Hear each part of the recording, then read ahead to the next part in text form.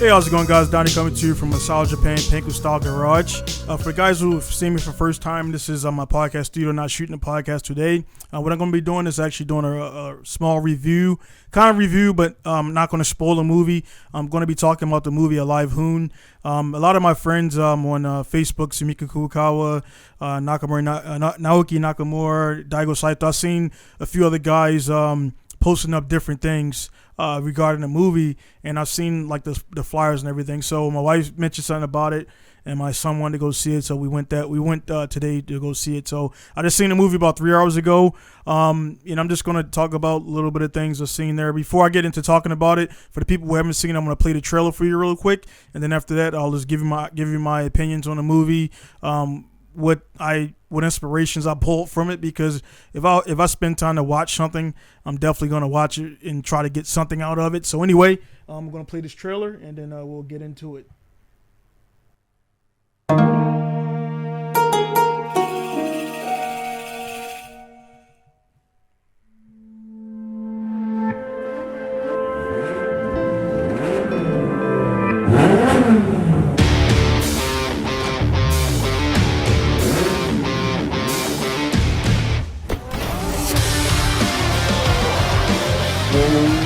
その大場はなんと e スポーツ出身という注目のドライバーです。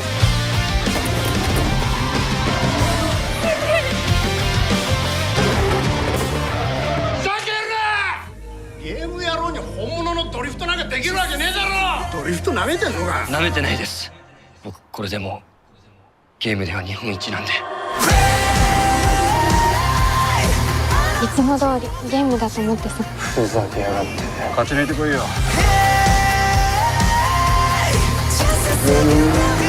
限界を決めるな。自分を超えろ。アライブフーン。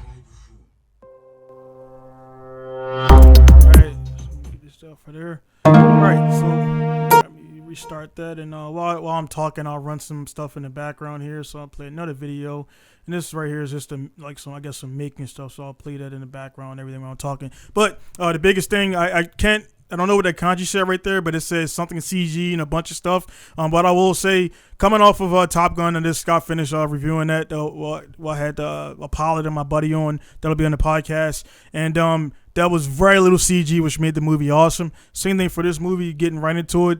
I was impressed with it right away because number one, I know of all of the drivers that drove in the movie, and there was no CG. They all drove. They did drove. There was no CG. There was great camera angles, but there was no CG. So everything that's in the movie is realistic, can be done in real life. There was nothing over the top. There was no Initial D type stuff, even though I'm an Initial D fan. But there was no Initial D stuff. So just starting off, I'll give you the gist of the movie. There's IMDb. You can look it up if you want to read the full description. I'm not going to do that. But in a nutshell, there's a kid. He's really good in e-gaming, Gran Turismo, which is very cool. I'll touch on that later. So he's very, very good at e-gaming. And he spends, it seems like, all his time playing games. And he's a very introvert person, which honestly is not something that's hard to portray in Japan, because most people in Japan are introverted by nature, the way they've been raised and things like that. And once they get into the element of doing something, they kind of blossom out and have more attitude, so to speak, or more flair. But most Japanese from normal are kind of bland people, because again, they just don't show emotions too much and stuff like that. So anyway, again, not giving away the premise too much. Again, you can read this online. There was a team. Team was kind of struggling. The father was driving. Father was a little bit old, and they needed some young blood. And they found, their daughter went out, found this guy, seen that he was an esports driver, and figured that, hey, this might be a new driver, and got the driver in there. Got him to drift the car, and he naturally started doing it right away. Started out kind of clumsy, and he just started putting it together with the game, and was a natural at it. So they had something to work with. The dad was kind of opposed at first, and everybody around him was opposed to a gamer being a drifter or whatever. So in a nutshell, they take this guy from the game, they train him, as you can see right here. They're training him and doing different things. Again, I'm not going to spoil the movie and tell you what's going to happen, but they start training and they start doing different things and implementing his skills from gaming into this. So the reason why this is very cool to me, kind of putting my own spin on it, I guess I should start before I start talking.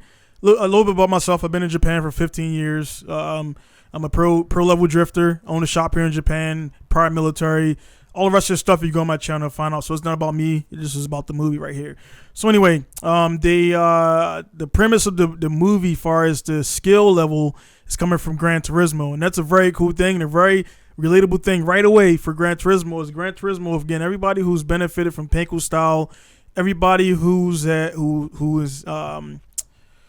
everybody who's done has benefited from anything that I've put out there, video, anything. It's a result of Gran Turismo. Gran Turismo 1 is how I got into everything I do. My dad wasn't in a car, my uncle wasn't in the cars, my cousin wasn't in the cars. I didn't grow up around any car influence, nothing. I found Gran Turismo, and shortly after that, I teamed up with my guys Jarvis Hall and Justin Gaither and a few other guys there, and it just started everything. And then I met my guy James Felix, Earl Boston, and I can name all the names, Quinn and all those good guys and everything. So anyway, man, Gran Turismo 1 was sparked everything. So for this movie to utilize Gran Turismo to get everything in it is a very good look for PD. Even though PD doesn't need they don't need any extra publicity, but it's good. The movie's a good thing. Only thing I'll say on PD, which is PD is the guys who make Polyphony Digital. They make Gran Turismo. Still, there's no obesity on Gran Turismo yet, and that's one of the things that kind of killed me right there a little bit. You can't have a movie with Gran Turismo all over it, and then don't have the Gran Turismo in the game and everything. So cool stuff there. So anyway, Gran Turismo was a catalyst. Got the young guy acclimated to cars, and then from there they go into real life. And I will say again, for reality, Nico Circuit was there. So Nico Circuit was one of the stages where he had his first battle.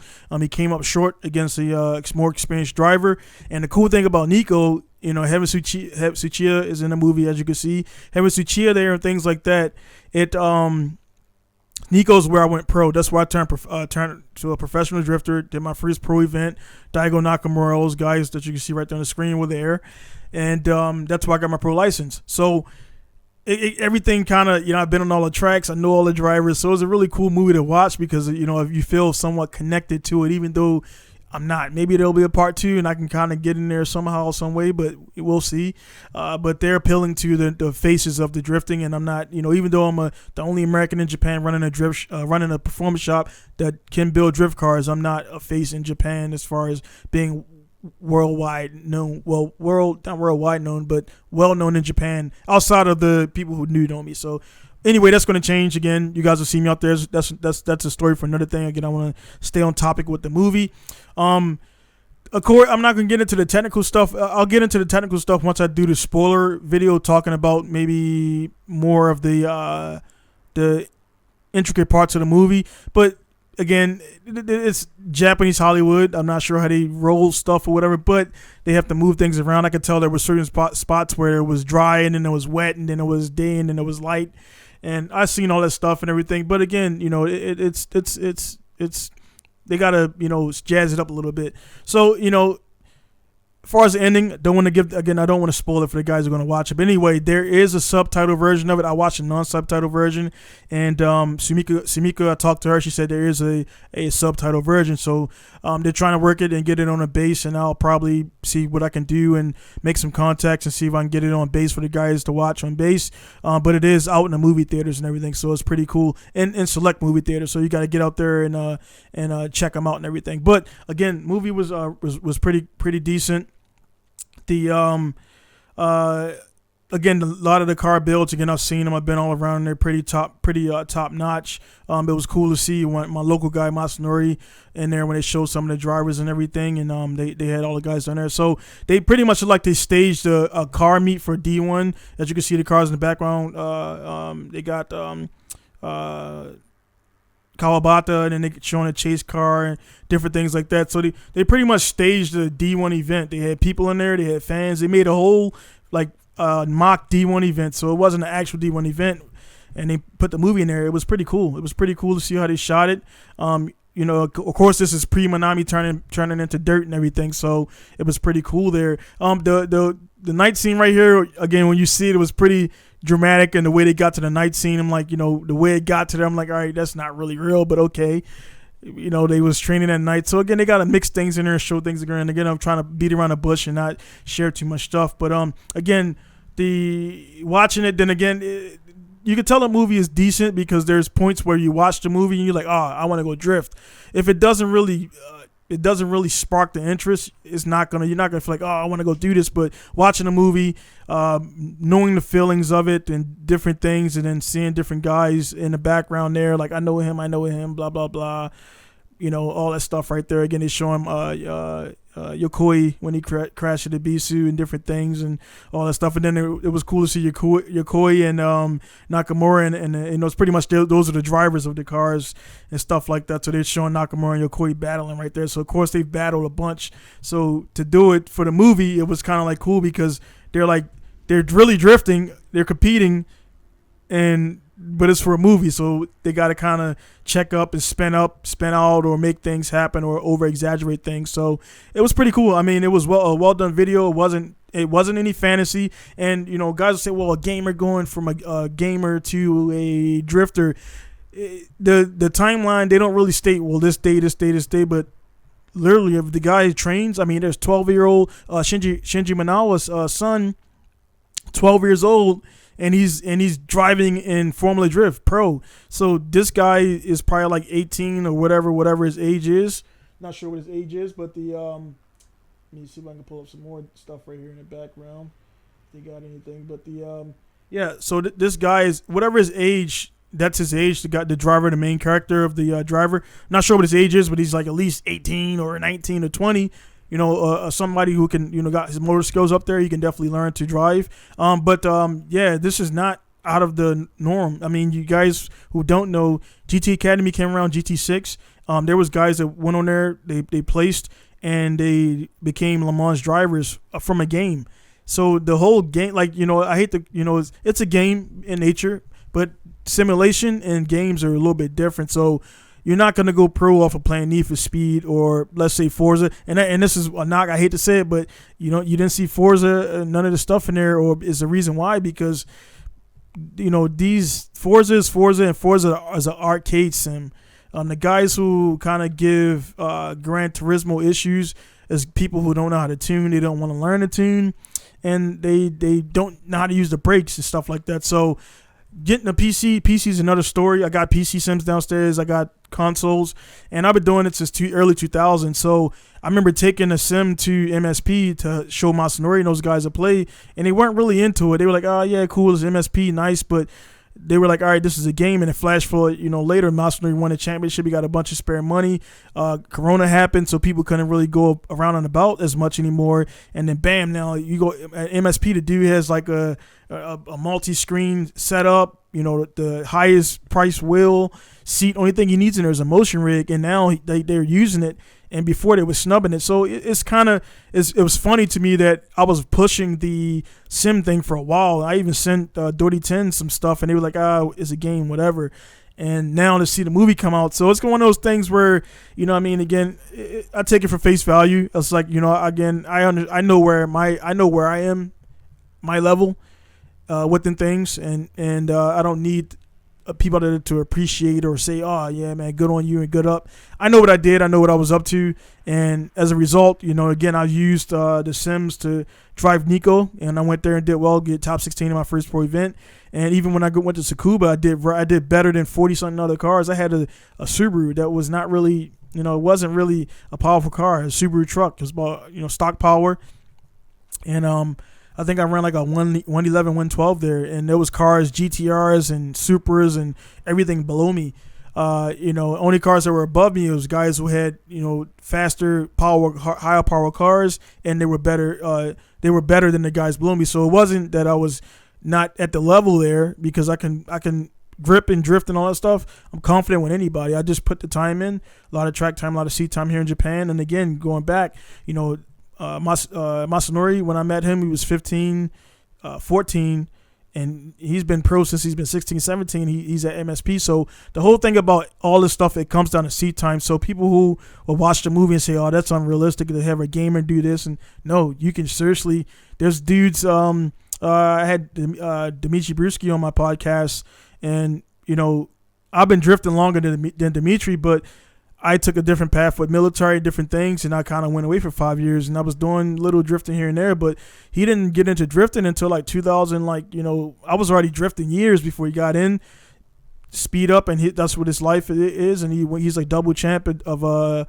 Prospect, and he's looking like he's going to win again this year, so it's not about how old you are. It's all about seat time. Seat time is very, very vital, and not trying to throw all these parts at your car and make your car look like a D1 and look the part.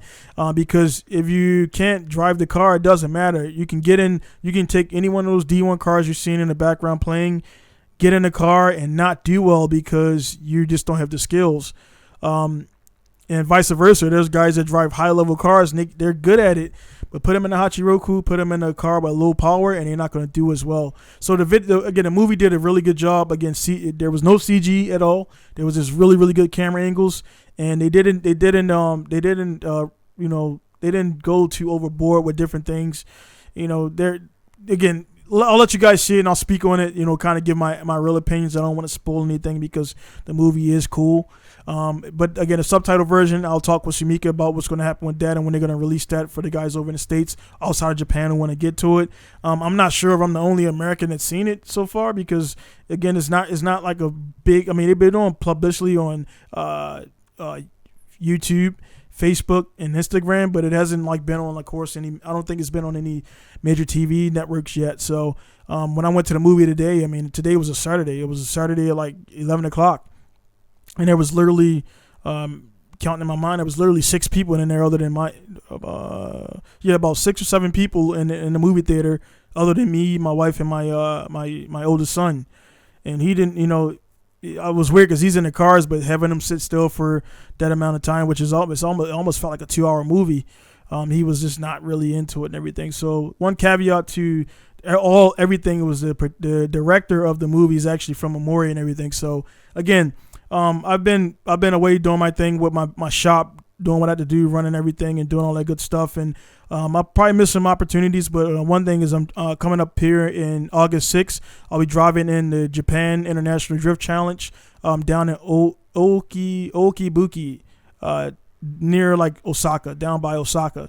So if you guys are drifting, you've seen like Nakamura and Kawabata coming down that ramp, kind of, and Daigo, they were coming down a ramp and like, you know, coming down and grinding a wall. It's a ski lodge, ski resort, and they use the parking lot for the events and everything. So yeah, I just want to give a quick review on the movie again about, you know, all that stuff and yeah, I just want to talk about it and hopefully I'll probably be the first gaijin with a little bit of footage up there and talk about it. And, you know, just give my ideas on it without spoiling. Again, I've kind of been sorry about kind of being really cryptic and beat around the bush, but I don't want to spoil it for anybody out there because I just want you to see the movie. And then after it's out for a while, then I'll probably have my guy Lex watch it, and we'll come on here and talk about it and everything. But very good movie, definitely worth the time. Again, it wasn't a waste of time. There was some little bit of corny parts in there, and like kind of they had some of the feel good moments and kind of predictable moments, but looking again now kind of I'm digressing a little bit, but kind of getting into what I want to pull out of the movie is now that I'm older, I remember back in the day I'd be like, oh man, why did they have to have a happy ending or the feel good ending or whatever? And the reason why, man, if you look around in the world, all the stuff going on, man, you want to inspire people as much as possible because there's so much negativity out there and so many ways for people to put other people down. But it's a cool thing.